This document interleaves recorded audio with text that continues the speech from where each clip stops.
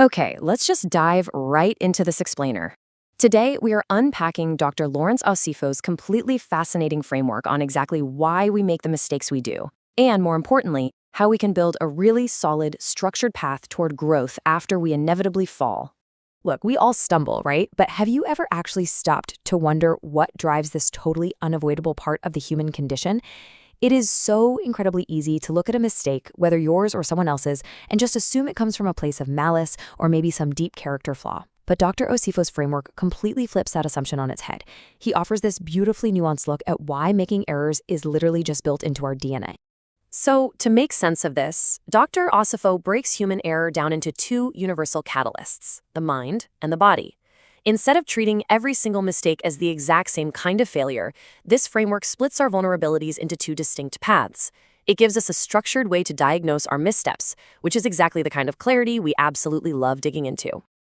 And to really illustrate this focus today, we're going to contrast two very different types of failure from the text. We have Osagi's error, which is all about missing knowledge, versus Isosa's error, which is driven by a desire for comfort. So on one hand, you have the mind boldly stepping into the unknown, and on the other, the physical flesh just succumbing to that deep, overwhelming desire for an immediate, easy out. Let's start with Osagi. He stepped right into the unknown with what the text calls blind confidence.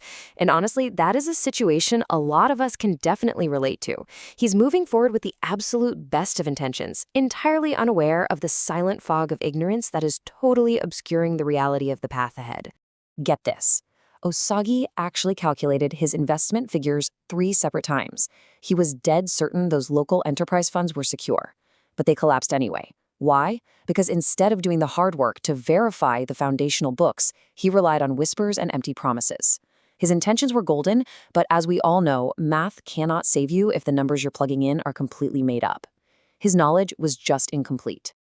To explain this, Dr. Osifo neutrally grounds the concept in the book of Matthew, showing that humans naturally stumble when we are operating in a fog of missing fundamental truth.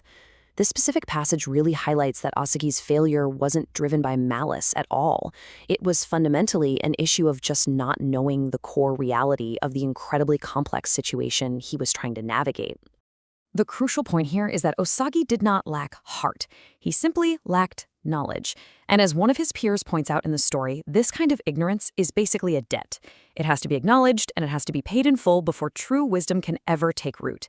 You literally cannot fix a mistake until you admit you simply didn't know what you were doing in the first place.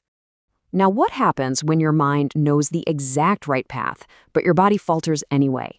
This is where the framework gets even more fascinating.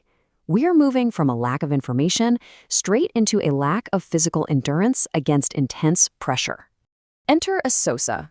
She faced immense, crushing pressure to sign a contract that would solve all of her family's financial worries in a single instant. Just one signature. But doing so meant completely compromising her deep-seated integrity for some temporary relief. The knowledge of right and wrong was perfectly crystal clear to her mind. But man, the short-term comfort was intensely enticing to her current reality. Drawing again from the book of Matthew, Dr. Osifo shows that while our inner spirit truly desires to take the high road, our physical nature is just inherently fragile. Isosa's weakness isn't some rare personal anomaly. It is textbook human nature. The body is just incredibly easily enticed when the pressure is dialed all the way up. This dichotomy perfectly captures Isosa's whole internal conflict. You have a completely willing spirit battling a flesh that is trembling under the strain of wanting immediate comfort. When the pressure truly mounted, it was not a failure of her moral compass at all. It was a visceral, physical hunger for an easy exit from overwhelming stress. It's that classic battle between who we want to be and what we physically feel in the moment. Okay, so the damage is done. How do we actually recover from these dual traps of missing knowledge and overwhelming temptation? Once the local funds collapse or the pen is just hovering over that compromised contract, where do we go from there? Well, Dr. Osifo outlines a surprisingly clear path for rebuilding. Step 1 is to look squarely into the mirror of truth, completely drop our pride, and accept that humanity's blueprint is naturally flawed. We spend so much energy trying to project this image of absolute invulnerability, don't we? But true recovery really begins the exact moment we accept humility and recognize that failure is actually our greatest classroom. Dr. Osifo puts it beautifully. Mistakes aren't monstrous anomalies. Osaki's ignorance and Esosa's weakness are literally just threads of the exact same human fabric we all wear. If people view you as a failure or a monster after a mistake, the framework suggests it's only because they have completely forgotten their own fragility. We actually need error to drive our own growth.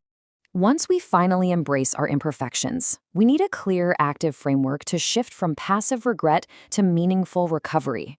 We aren't meant to just acknowledge the fall and then sit there making our bed in the dust.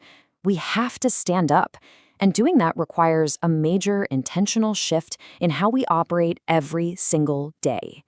This kind of recovery requires a stance of vigilance, and that means proactively preparing for your vulnerabilities instead of just wallowing and feeling bad about them after the fact.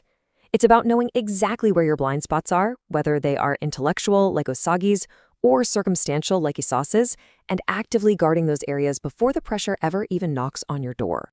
Dr. Osifo specifically defines this process as watching where you are ignorant and praying to tether your naturally weak flesh to a higher power. To watch means you finally stop pretending you know everything and become acutely aware of your human limits. And to pray, at least in the context of this framework, is about actively seeking external strength when you know full well your own physical endurance is going to tap out.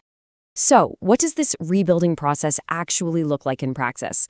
The progression is absolute key here. You can't guard the spirit if you don't first acknowledge the fall, and you certainly won't seek knowledge if you don't realize you were ignorant in the very first place. By really leaning into this framework, Esosa maintained her honor. She handed the contract back entirely unsigned, trading temporary relief for deep, lasting peace. Meanwhile, Osagi replaced his blind confidence with hard action. He enrolled in stewardship to literally learn the foundational books line by line. Both of them transformed their stumbling blocks into stepping stones for genuine, undeniable accountability. Ultimately, the core message of this explainer is that while making the initial mistake is purely 100% human, the choice to learn from it is an absolute act of grace. The error itself is never the end of the story. It is merely the crossroads where human weakness finally gets the opportunity to meet higher strength. So if human error is just a crossroads where our weakness meets grace, how are you going to navigate your next inevitable stumble? You can succumb to the fog of ignorance and the weakness of the flesh, or you can watch, seek truth, and guard your steps. The choice and the incredible growth that follows is entirely up to you.